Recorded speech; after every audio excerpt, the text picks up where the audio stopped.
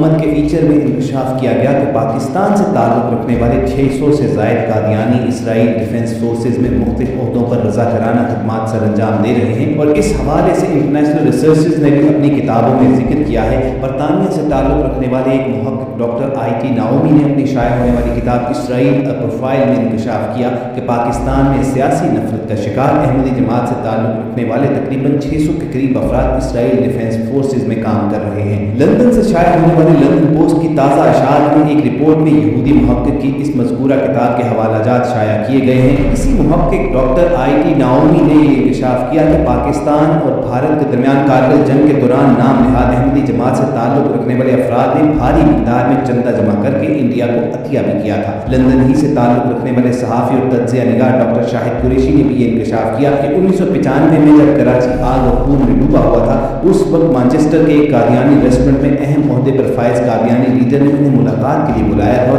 آگے پہنچانے کے لیے یہ پیغام دیا تھا کہ اگر کراچی میں امن چاہیے تو پاکستان میں قادیانیوں کو امان ملنی چاہیے۔ سیکیورٹی، خارجہ پالیسی اور دہشت گردی پر تجزیاتی اور تحقیقی مقالے لکھنے والے ایوارڈ یافتہ لندن کے صحافی ڈاکٹر شاہد قریشی نے لندن پوسٹ میں شائع ہونے والے اپنے مضمون میں لکھا ہے، گزشتہ ایک اشرے سے پاکستان میں چاہے جس کی بھی حکومت ہو، قادیانیوں کو کوئی نہ کوئی غیر منتخب نمائندہ طاقت اور نمایاں اختیارات کے ساتھ حکومت میں شامل رہا ہے، اور یہ گروہ باقاعدہ اسرائیل کے لیے لابنگ کرتا ہے، چنانچہ وقتاً فوقتاً پاکستان سے بھی اسرائیل کو ماننے کے حق میں آوازیں اٹھتی رہتی ہیں۔ اسرائیلی ڈیفنس فورسز میں 600 سے زائد قادیانیوں جن میں 300 لڑکیاں شامل ہیں کام کرنے کے حوالے سے اس کتاب کے نمائندے نے جب فورسز کے ترجمان سے رابطہ کر کے خبر کی تصدیق کرنا چاہی تو اسرائیل ڈیفنس فورسز کے ترجمان نے کوئی واضح جواب دینے سے اعتراض کرتے ہوئے صرف اتنا کہا کہ اسرائیلی ڈیفنس فورسز میں دنیا بھر سے کئی مذاہب اور مختلف معاشرتی پس منظر سے تعلق رکھنے والے رضاکار خدمات انجام دے رہے ہیں۔ واضح رہے کہ اسرائیل ڈیفنس فورسز میں کام کرنے والا ہر رکن رضاکارانہ خدمات پیش کرتا ہے۔ ترجمان انبار نوے کے مطابق عرب، عیسائی، فلسطینی اور اسرائیلی مسلمان اور دنیا کے دیگر خطوں کے مختلف معاشرتی پس منظر سے تعلق رکھنے والے افراد بھی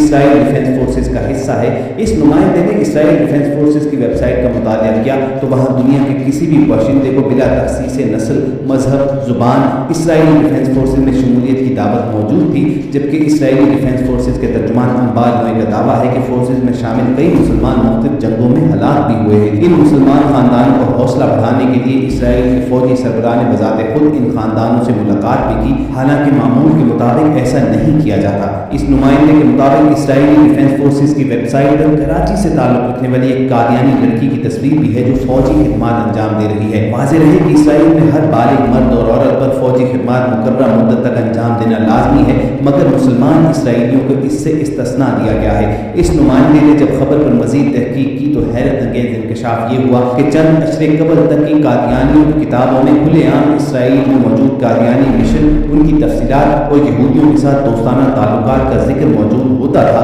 مگر اب ایسا نہیں ہے، اور قادیانی کسی بھی ایسی بات کو چھپاتے ہیں جو اسرائیل کے ساتھ ان کے تعلقات کو آشکار کرے۔ قادیان جماعت کے قائد مرزا مبارک احمد نے اپنی کتاب ہماری غیر ملکی سفارت خانے میں لکھا ہے کہ اسرائیل میں احمدی سفارتی مرکز حیفا کے ماؤنٹ کارمل پر واقع ہے۔ یہاں قادیانی کی ایک لائبریری ہے، ایک عبادت گاہ ہے، ایک سفارت خانہ ہے، ایک ڈیپو اور اسکول بھی ہے۔ قادیانیوں کی یہ کتاب آور فارن مشنز کے نام سے انٹرنیٹ پر بھی موجود ہے اور اس کا مطالعہ کیا جا سکتا ہے اور ان اعترافات کو وہاں پر دیکھا جا سکتا ہے۔ تو خواتین حضرات، یہ تو اس معاملے کی تفصیلات ہیں کہ جس میں دعویٰ یہ کیا گیا کہ اسرائیل کی ڈیفنس فورسز میں 300 پاکستانی لڑکیوں سمیت 600 کے قریب قادیانی کام کر رہے ہیں۔ اب رہا یہ سوال کہ کیا یہ لڑکیاں کسی خاص مشن پر پاکستان بھیجی جا سکتی ہیں، تو آپ کو یہ بتائیں کہ دستیاب شدہ معلومات کے مطابق پاکستان سے کم از کم کوئی اسرائیل نہیں گیا ہے، بلکہ یہ وہ سیٹلرز ہیں جو پہلے ہی سے وہاں پر مقیم ہیں اور وہاں اپنی خدمات سر انجام دے رہے ہیں۔ ان لوگوں کے پاس اب پاکستانی پاسپورٹ نہیں ہے اور اسرائیل کے پاسپورٹ پر یہ لوگ پاکستان ٹریول نہیں کر سکتے۔ ہم سب یہ تو نہیں جانتے کہ روزنامہ امت میں شائع شدہ اس فیچر میں